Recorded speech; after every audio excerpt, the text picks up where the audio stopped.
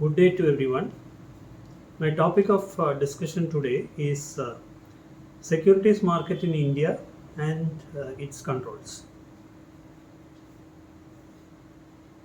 In business, a security is something issued by a business entity, generally being an interest or obligation of that business. They are financial instruments designed specifically to give owners all kinds of options to buy, sell, hold, take cash dividends, or give ownership rights and debt rights to holders. Typical examples include uh, corporate stocks, interests in limited partnership, corporate bonds, debentures, etc. Securities market is where trading of securities take place based on demand and supply. Securities market uh, basically determine the price, and the participants can be professionals or amateurs.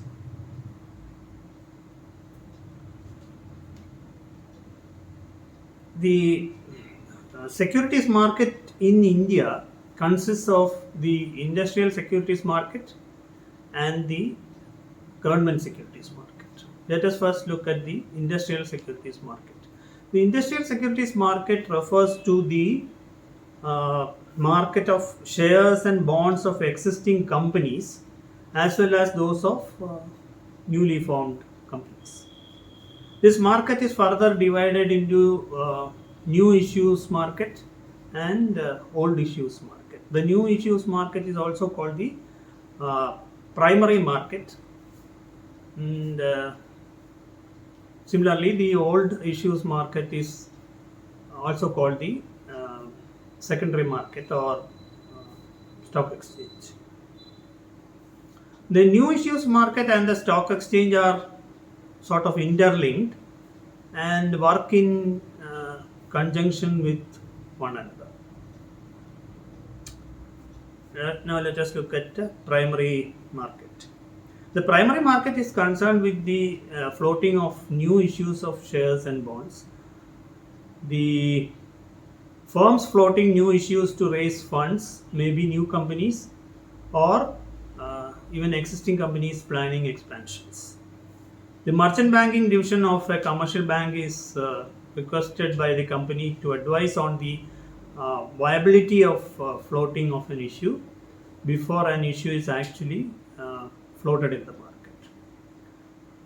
The stock issuing company also approaches the institutional underwriters like uh, LIC, UTI, ICICI, IDBI, etc., to ensure the marketability of an issue.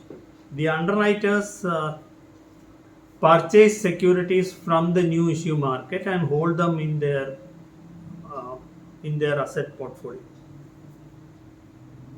They do that also.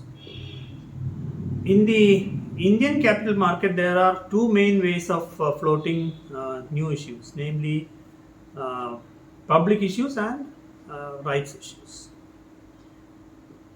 The most popular method of floating securities in the new issues market is uh, through a legal document called the prospectus. It's an open invitation to the public to subscribe to the issue at par or at a premium. Then there are rights issues, which involves uh, sale of stock. It is normally used in right issue and represents an invitation to the existing shareholders to subscribe to a part or whole of the new issues in a sort of fixed proportion to their uh, current shareholding. Then there is the initial public offering or IPO. which is the first issue of share by a company to the general public in order to raise capital for expansion of its business. IPO is followed by a listing of its shares in the stock market. The issue of IPO by the Indian companies and the price of its shares in the issue is primarily regulated by SEBI. IPO may be issued through the fixed price method or through a book building procedure.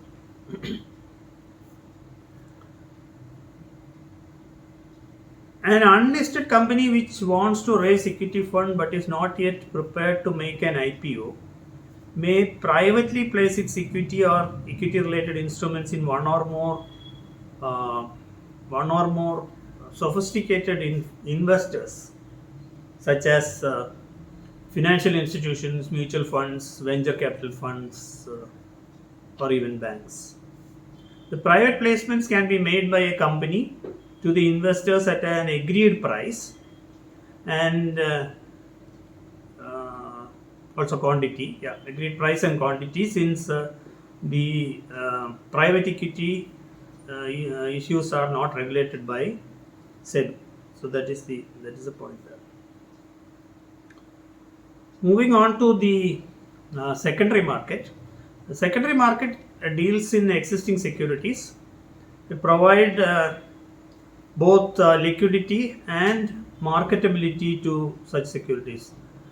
What does that mean? It means that the secondary market is where a security can be bought or sold at small transaction cost. Although it deals with the purchase and sale of old securities, the firms issuing new securities get themselves registered on a stock exchange by applying for listing of shares. Listing offers the investors a market for the sale of their stock. The secondary market of securities in India function through its two segments, the stock exchange and over-the-counter market. Stock exchange is an organized market for the purchase and sale of second-hand listed shares and debentures of companies. Listed securities are those securities which appear on the approved list of a stock exchange. Only the listed securities are traded on the floor of the stock exchange. An organized stock exchange is a type of auction of it's an auction where the price of the traded securities are settled by open bids and offers on the floor of the stock exchange. In a stock exchange, the transactions in stocks can be classified into investment transactions and speculative transactions. Investment transactions is where the purchase of securities are with a view to investing funds to get an income as annual dividend from the securities. Whereas the speculative transaction is concerned with the purchase or sale of securities for the sake of capital appreciation. So the delivery of securities and the payment of the price are rare in speculative transactions. A speculator only receives or pays the difference between the purchase and sale price, as the case may be, without the intention of taking delivery or making payment of the complete value of the shares. This type of trading is actually called forward trade. Moving on to over-the-counter market, it is a sort of extension of the stock market activity.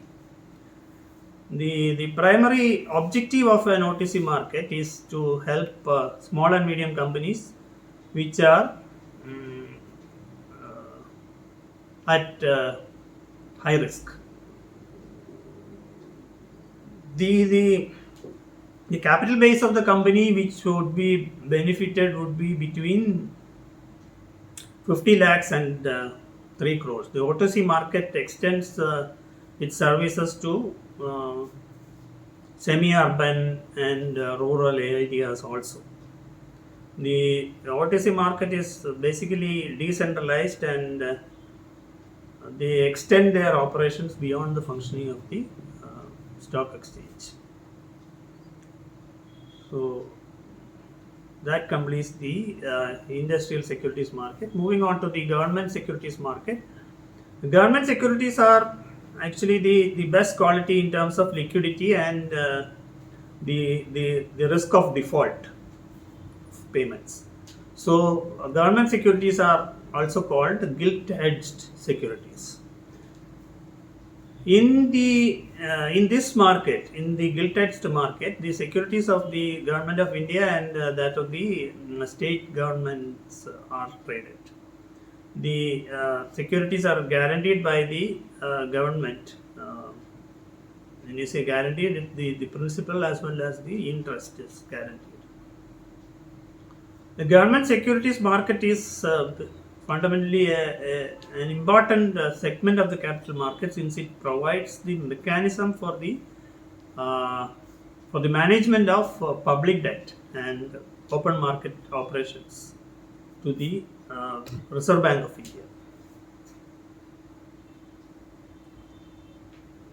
The government securities market also has two segments. They are the treasury bills and the government bonds.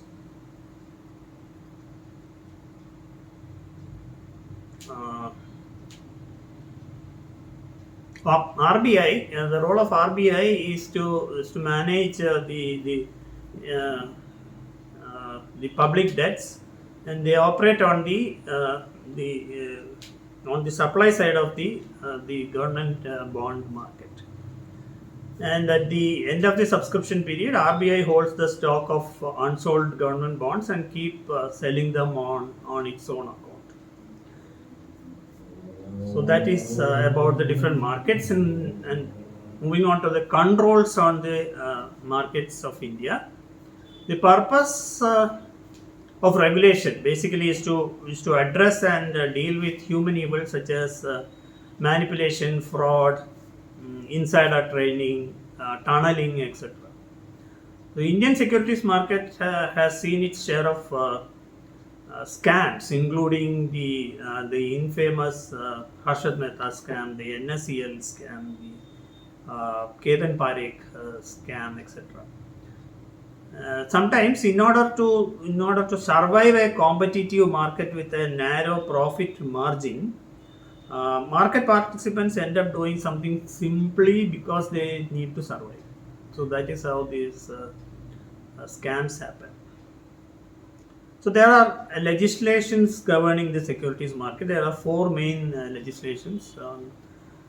The Securities Contract Regulation Act of 1956 provides for regulation of transactions in securities through control over stock exchange.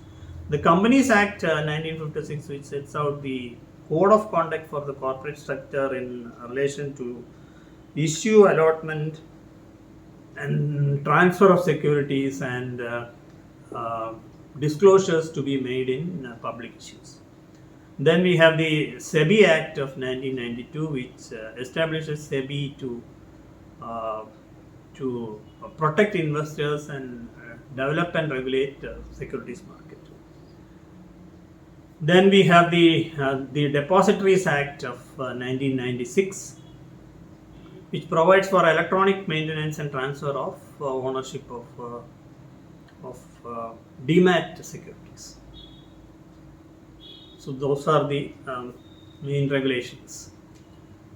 To conclude, most often SEBI is criticized for its seemingly cumbersome list of regulations which leave the businesses with several compliances and disclosure requirements.